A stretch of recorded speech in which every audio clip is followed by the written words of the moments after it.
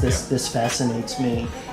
The air freight and things like that have changed that for you, so that you can get fresh products from Europe and things like that. Well, the thing is that, of course, as a restaurant, we wanted to be considerate of the carbon footprint that the restaurant had. And to source from Europe is 11 hours flight from here. That doesn't, on long run, make really, it's not a sustainable solution. Right. That's why we ended up in Kyushu, because that's only 2.5 hours away. Right. So it was the closest source of the highest quality ingredients possible. So it was sort of, we will not be able in Hong Kong to say that all restaurants are going to be working with ingredients coming off the island. It's just non-existing. It's impossible. Although maybe that's an interesting concept for a restaurant. It is an interesting concept, but it is a non-existing one. Yeah, you need to start your own farm, and of course, every land in Hong Kong is extremely expensive. Yes. And to be quite frankly, the Hong Kong government is not encouraging people to open farms. Because space is limited, and that is a reality. Yes. And do you enjoy the process of traveling the world and meeting with the suppliers and dealing with them directly? The suppliers. Or do you do that? Yeah, with Japan, I know everybody. That supply. I know the guy that does the oysters for me. I know the guy that does the clams for me. Because some of them won't sell to you unless they know you. Oh, totally. Have a relationship. I mean, we work with Haku Farm, and there's a whole ceremony before we. They are for the last 16 years the Olympic champions of Wagyu. Their ratio of A5 Wagyu is above 75%. Wow. So it's an unusual high ratio. It was delicious, by the way. Yeah. And they have been the champions of the world for the last 16 years. Yes. So it's every 8 years the championship. So to work with these kind of families, it takes a lot of persuasion. They need to come and see you. There's a whole ceremony before you be able to, before even you can open the door for negotiations. It's special though. It is very special. When you're able But then to, when you're in, there is a loyalty that good. is. And all of that creates a much more special dining experience. Well, it creates the stories that we can share them with our guests and or those who are interested in it. I'm interviewing Antoine from Gourmet in Provence. Okay, I think you work with him on truffles and things like that.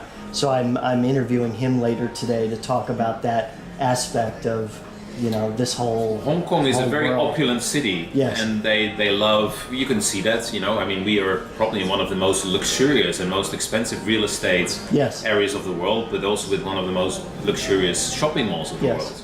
Literally where we are right now. Literally where we are. I mean, only in the building we have more than 10 Michelin stars. Yes, wow. So 2, Robuchon, Bombana. Yes. So there's many, there's a real concentration of high quality.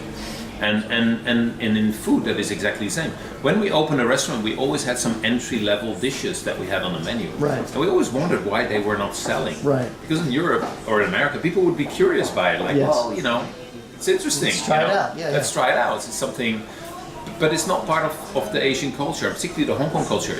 When you invite guests in Hong Kong, you want to give that person face, they call it. So you want exactly. You will provide the very finest and the very best. Yes. And there is a very opulent, way of flattering in Hong Kong of their guests. So truffles, of course, there's no place in the world where truffles are as popular as here. And I mean, we can get them the whole year. Yes. We can get them the whole year. We can get them in the winter now. We get them from Italy and France, and then within 2 months we get them from Australia. Right.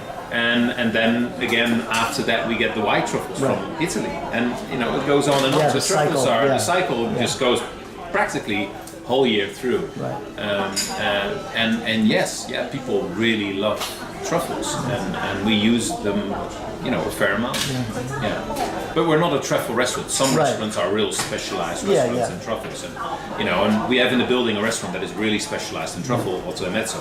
Had lunch there yesterday. That's the authority in the truffle. So we don't try to compete with it. We have our own story to tell, but we do work with truffles. I couldn't really relate it to anything. Right. Because tomatoes, 9 out of 10 in Europe, don't have a lot of umami, actually. Yes. A very short season that they do have them. And mushrooms sometimes have them, but then the farm mushroom don't have them at all. They have a lot of water inside. So So all these tastes, I got, particularly the umami, I got to really know that way better while being in Hong Kong and being in, traveling through Japan. Right. And that's a taste that today is very, very prominent in my food. Some things, like the beef you had, the slaw is not seasoned with salt, it's seasoned with a seaweed called dulce. Right. That's the salting agent, but it also brings a lot of umami. Wow.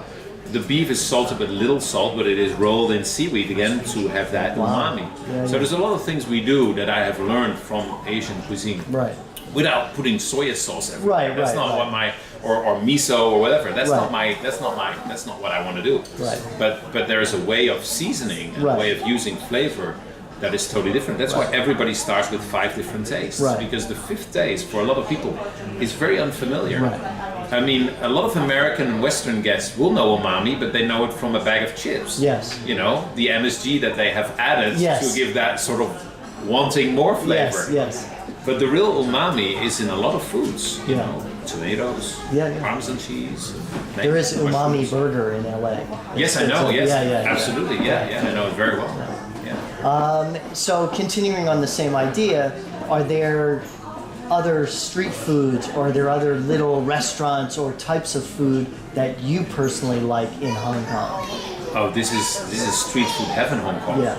I mean, street food on its own has disappeared a little bit. Right, There's still small Dai Pai Dong sort of places, small informal places that look a little bit dodgy. If you're Western, you're like, oh, you know, I'm gonna have a problem here. And actually the food is phenomenally good. Yeah. Because it's all local people that are eating. Exactly. And there's some pungent flavors, smells, pungent smells in these places. You know, some places do tripe. And, if you're not familiar with that, then that can smell a little bit sort of gamey. Yes. But there's many of them. You know, there's some places in Wan Chai I go to eat dandan noodles, or I go and eat bamboo noodles, for example. So where they're still with the pole knee, the big there's many of these places, small places where you can eat one single dumpling, because they're specialized in it. So in Hong Kong you have that, you know, everywhere. You need to find them though, because these places are also disappearing. Funny enough. Yeah. Because a lot of times the real estate is so.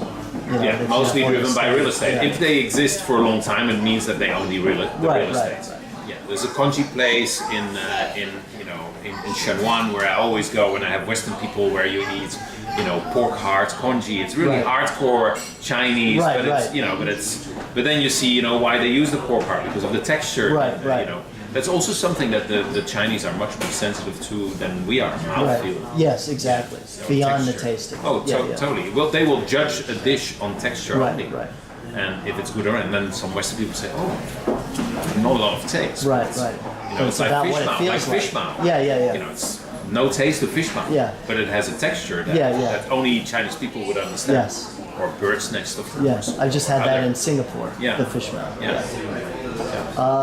So you mentioned America. I always like to ask chefs, do you have a favorite? You've been to America. Do you have a favorite kind of food, a place to eat?